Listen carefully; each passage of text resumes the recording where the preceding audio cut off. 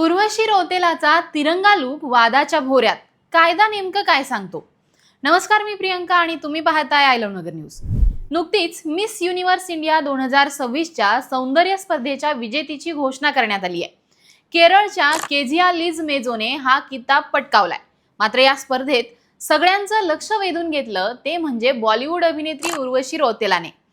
या कार्यक्रमात उर्वशीने भारतीय तिरंग्याच्या रंगाचा पोशाख हा परिधान करून एंट्री घेतली.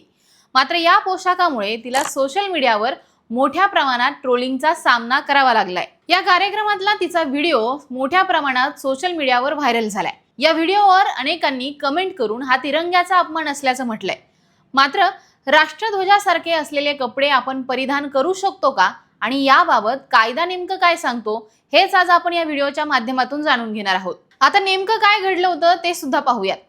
अभिनेत्री उर्वशी रौतेला ही मिस युनिव्हर्स इंडिया 2026 या स्पर्धेत परीक्षक म्हणून सहभागी झाली होती. या स्पर्धेच्या परीक्षक मंडळामध्ये माजी मिस युनिव्हर्स सुष्मिता सेन आणि सेलिना जेटली यांचाही समावेश होता. यावेळी उर्वशीने रॅम्प वॉक केला आणि प्रसार माध्यमांशी संवाद साधला. या कार्यक्रमासाठी तिने तिरंग्यापासून प्रेरित असा गाऊन परिधान केला होता. यात केशरी, पांढरा आणि हिरवा रंग असून मध्यभागी अशोक चक्राची डिझाईन होती. मात्र या पोशाखामुळे अनेक युजर्सनी अशा प्रकारे तिरंग्याचा वापर करणं हे नियमांचं उल्लंघन असल्याचं म्हटलं आहे. यामुळे उर्वशी रौतेला पुन्हा एकदा वादाच्या भोवऱ्यात सापडली. आता तिरंग्यासारखे असलेले कपडे परिधान केल्यास कायदा काय सांगतो हे सुद्धा जाणून घेऊयात. तिरंगा हा आपल्या देशाच्या अस्मितेचा आणि प्रतिष्ठेचं प्रतीक आहे. त्यामुळे त्याचा आदर राखणं हे आपलं कर्तव्य आणि जबाबदारी आहे. कायद्यानुसार आपला राष्ट्रध्वज असलेल्या तिरंग्यापासून बनवलेले कपडे हे परिधान करणं बेकायदेशीर आहे. 3 रंगांचा समावेश असलेला भारताचा राष्ट्रध्वज हे स्वातंत्र्याचं प्रतीक आहे. त्यापासून तयार केलेले कपडे परिधान करणं हा राष्ट्रीय ध्वजाचा अपमान मानला जातो आणि त्यासाठी तुम्हाला शिक्षा सुद्धा होऊ शकते.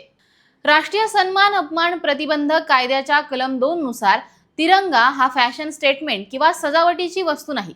त्यामुळे तिरंग्याचा वापर कपडे, पोशाख किंवा गणवेश म्हणून करता येत नाही. तसेच अंतर्वस्त्र, रुमाल, नॅपकिन्स, उषा इत्यादींवर ही त्याचं मुद्रण करता येत नाही. राष्ट्रीय सन्मान अपमान प्रतिबंधक कायदा 1971 अंतर्गत तिरंग्याचा जाणीवपूर्वक अपमान केला तर 3 वर्षांपर्यंत कारावास, दंड किंवा दोन्ही शिक्षा होऊ शकते. फक्त केशरी, पांढरा आणि हिरवा हे 3 वेगवेगळे रंग स्वतंत्रपणे किंवा एकत्र फॅशन म्हणून वापरण्यास कायद्याची बंदी नाही. उदाहरणार्थ पांढरा कुर्ता आणि तिरंगी दुपट्टा जर तुम्ही परिधान करणार असाल तर, परंतु थेट राष्ट्रध्वजाची हुबेहूब नक्कल करून किंवा त्यावर अशोक चक्र व ध्वजाचं स्वरूप देऊन तो अंगाखांद्यावर किंवा शरीराच्या खालच्या भागात कपड्यांच्या स्वरूपात वापरणं बेकायदेशीर ठरतं.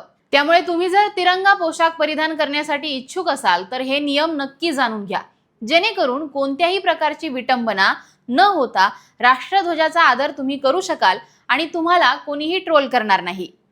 ही माहिती तुम्हाला नेमकी कशी वाटली हे आम्हाला कमेंट करून सांगा आणि पाहत राहा आय लव्ह नगर न्यूज.